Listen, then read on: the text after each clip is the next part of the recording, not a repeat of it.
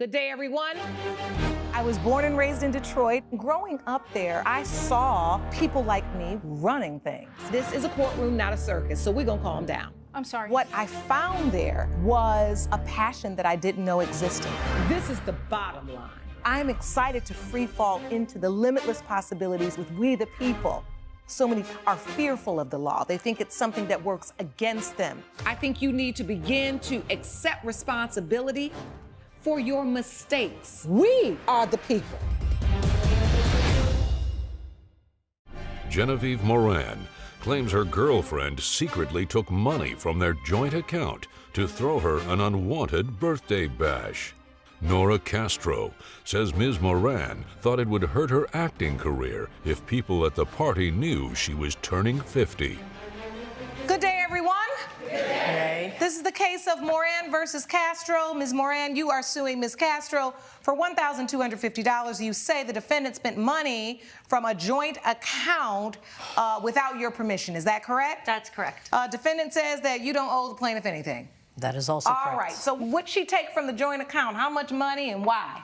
The full amount was $2,500. I'm suing for just the half. That would have been my half that was spent. That's half of the cost of the party, $1,250. So what party?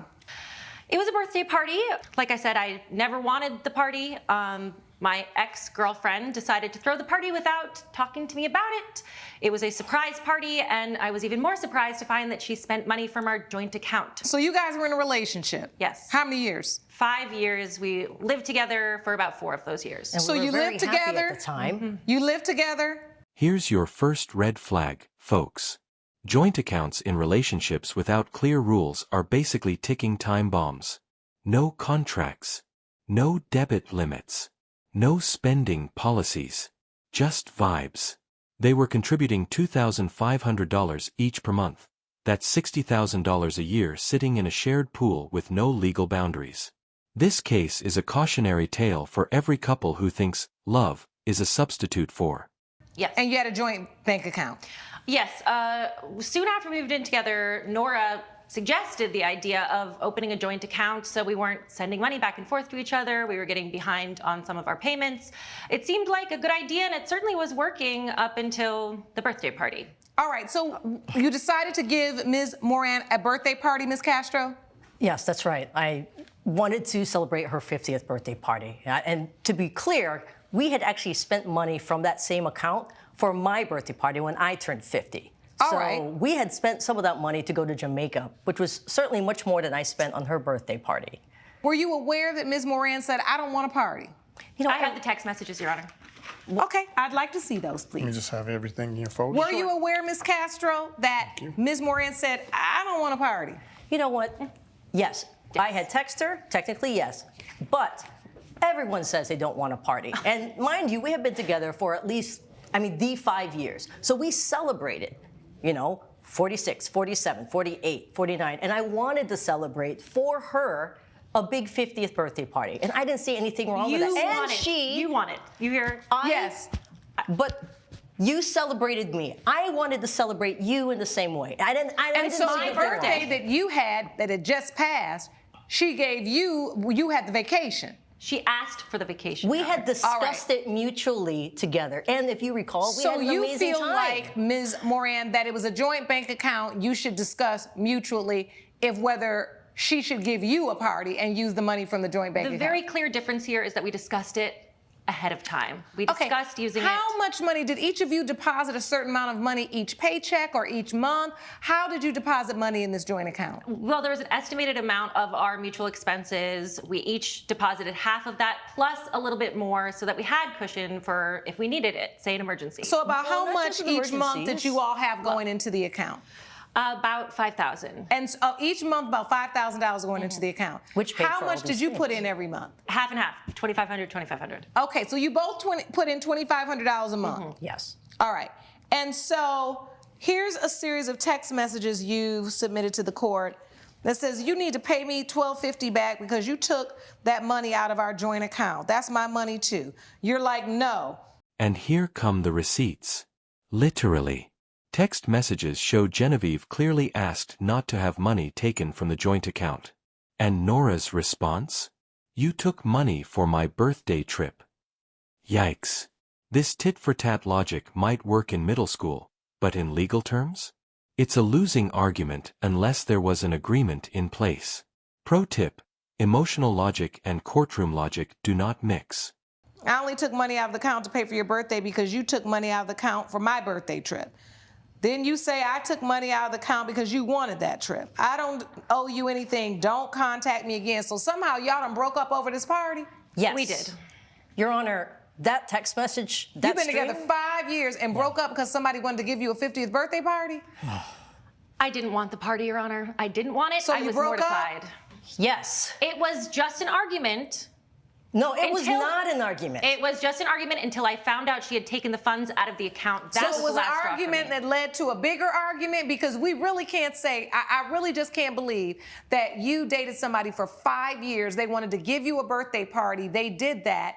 And then you said, I'm so mad that you gave me a birthday party. It's over. Your Honor. No. Your Honor. Your What Honor, you have happened? to understand my line of work. I'm an actress in Atlanta. I didn't want people to know I was of a certain age. You put a 5 in front of your age and I'm going in for grandmas. I have a role as a young 40s single mom right now. I did not want people in the industry So it was talking about very my age. important to It was you. Very important. And I made that clear. Coming up, Not only was this party for our friends and close friends and family, Nora invited industry professionals to this party. So I you were walked in, really just devastated. surprise! and later, He actually returned it to me. It was very late at night, I would say maybe 11:30, midnight, and I noticed the horrible shambles that it was in. if you'll be in the Los Angeles area and want to bring your case to court, call 1-888-552-6878. You're watching Emmy-nominated We the People with Judge Lauren Lake. We're back with the case of Genevieve Moran, who brought Nora Castro to court for a birthday bash bill. Oh, is that because no It was very because no clear. one can look you up online. It's not a mystery. It is. It's not a it mystery. is. Nowadays, I think those days are over. I mean, if you just Google anybody, all your business comes up on the phone. It's just a mess. I don't like it. Right. Right. I think somebody could probably have figured out your age if they Googled it. Certainly if they were looking, but I was still being called in and being known for roles in my 30s, It made you early nervous. 40s. You didn't like it. Certainly. And you wanted your partner to respect that. Absolutely. And you didn't want the big 5-0 birthday out everywhere. You didn't want that. Not only was it not our friends, not only was this party for our friends and close friends and family, Nora invited industry professionals to this party. So I you were walked in, really just devastated. surprise! There's actor friends, producer friends. I was mortified. Yes, you were so absolutely mortified that you actually danced for 4 hours for the DJ that I paid for, ate the food that I actually paid for, The DJ and it was made sure terrible. that all these people were talking, all those great selfies, by the way, you were all smiling. You Anybody didn't bring snap. any evidence, pictures or anything, evidence of Miss Moran having fun at her birthday party she didn't want? And now we hit DEFCON 1. It wasn't just a party for friends. Nora invited industry professionals to a party that essentially exposed Genevieve's age. In Hollywood, that can be career suicide. She wasn't just embarrassed, this could have real financial repercussions. So the damage isn't just emotional. It could affect casting, branding, and future roles. No, there was no. We don't. Did you have that. fun at the party? I tried. All right. I certainly enjoyed spending time with my friends, but I was very, very angry. It did not take long from the party wrapping up. The second we were alone, the two of us, I really lost it. Oh, you lost it when I did. Yeah, right after I put So wait all a of your minute, these birthday are the gifts in the expenses for the car. party. Listen, y'all had ample time to argue before you broke up. I don't want to hear it right now. I'm sure she knows that you loved her. I'm sure she knows that maybe in my 40s I wanted a party every year, but 50 is a huge milestone. And people really get all messed up about this 50 thing. I don't know what it is. I'm personally blessed to still be alive and kicking, so I'm grateful for every birthday. That doesn't mean I have to have a party. Could you have empathy for how she felt and let that be your focus over what you believed she should want? In a relationship, in hindsight, because In it's always hindsight. 2020. In hindsight, I could say that I had empathy, but I think sometimes she blows things overboard. So let's get to this suit. You say she owes you $1,250 because the party was about $2,500, but she took it out of the account. Yes. And it's a joint account that you both have. Yes. So you want her to pay you half of that because you believe half of that is $1,250. My money, exactly. The issue becomes, though, that both of you are contributing, you say $2,500 a month into the account. Yes. Of your own money. Yes. Right? And so even though it is a joint account, you do not lose ownership of your contribution just because you put money into a joint account, unless there's some other agreement. Do you guys have an agreement where you say, once you put money into this account, the money is now split 50-50 and no one can deduct money without giving the person the other half or the opportunity for the other person to say that it's okay? Where's the agreement? No, Your Honor, there was no such agreement. It's not a written agreement, but a joint account, it was a 50-50 agreement from the beginning. It's never been anything else. It Well, was you never did written 50-50. like that. You both put in $2,500 a But month. it's been Right. give and take. After 5 years, it became a relationship between my money is your money. We would use it for other things, and you know that. It was our 50-50 account that we could use for things we wanted to do together. Ultimately, though, if someone contributes $2,500 every month and you all don't have an agreement to say you can't take your money out, you can't spend the money without us both agreeing to it, we don't have no debit cards, we not have no checkbook, you don't have any rules to this account. So if she took $2,500 out, it's no different than her just taking out her last month contribution. She can do that. A person still has the right to use their contribution the way they see fit, unless there's some other agreement that you all made. Boom. Gavel drop. The judge makes it crystal clear, Nora took out her own money. Unless Genevieve can show that there was a legally binding agreement about spending restrictions, this lawsuit has no legs. This isn't theft. This isn't fraud. This is a lack of communication wrapped in a bow of emotional baggage. And I don't see either of you coming up with any other agreement as to what you were supposed to do with that money, not take it out, only spend it with the express consent of the other person.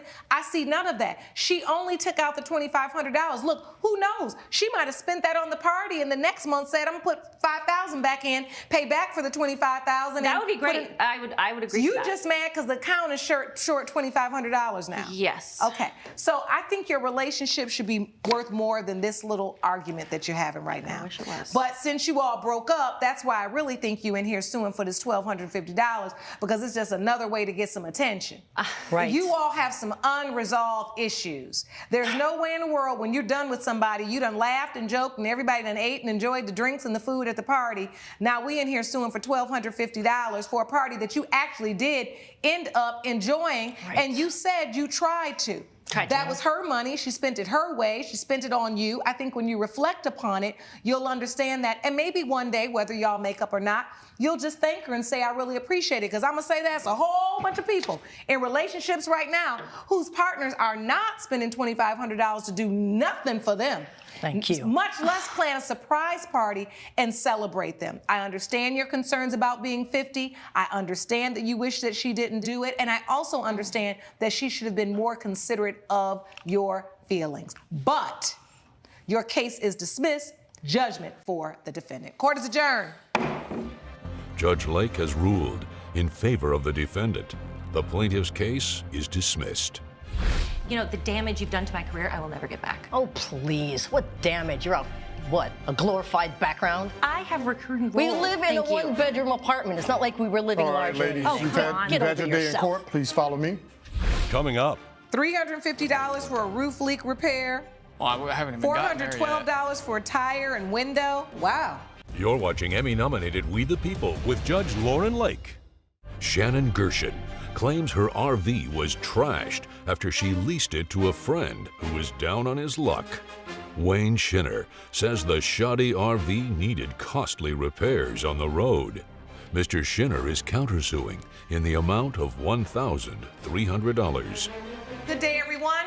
This is the case of Gershon versus Schinner. Ms. Gershon, you are suing Mr. Schinner for $4,750. You say the defendant refuses to pay for damages to your RV. Is that correct? Yes, Your Honor, that is correct. And the defendant, you are countersuing for $1,300, and you say the plaintiff misrepresented the RV and owes you for the repairs that you had to make. Is that correct? Yes, Your Honor. All right, start from the beginning. What happened, Ms. Gershon? Yes, Your Honor. I let him borrow the RV when he was down on his luck, and when he brought it back to me after 5 months, and it was just in complete shambles. We had a contract. Oh, you did? We did, Did yes. you bring that to court?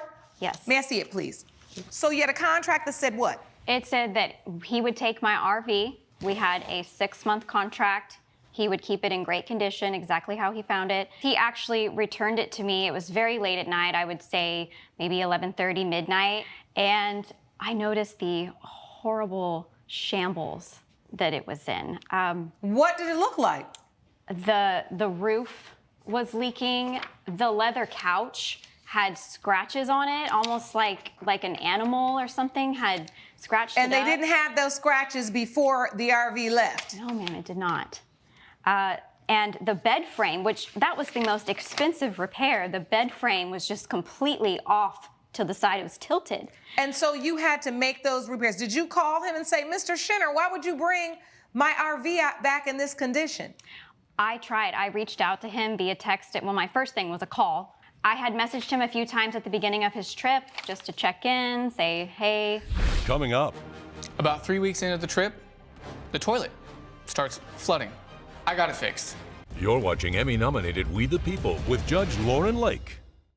We're back with the case of Shannon Gershon, who brought Wayne Shinner to court over pricey RV repairs.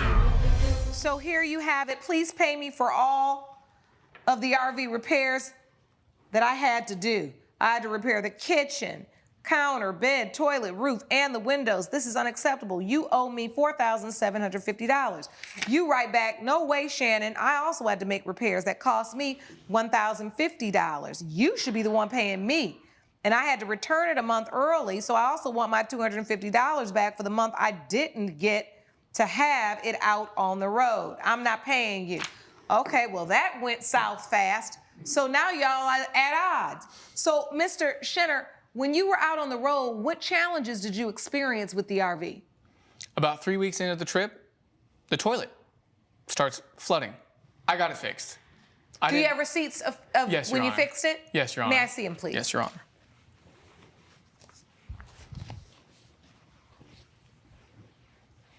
$350 for a roof leak repair. Well, I haven't even gotten there yet. $412 for a tire and window. Wow. And so as you're doing these repairs and these things are happening, are you texting Ms. Gershon and saying, hey, I literally just had a tire issue? Or are you not, because you believe per the contract that you were supposed to manage and handle all of these repairs? Yes, Your Honor. In the contract, it says you are responsible for the RV.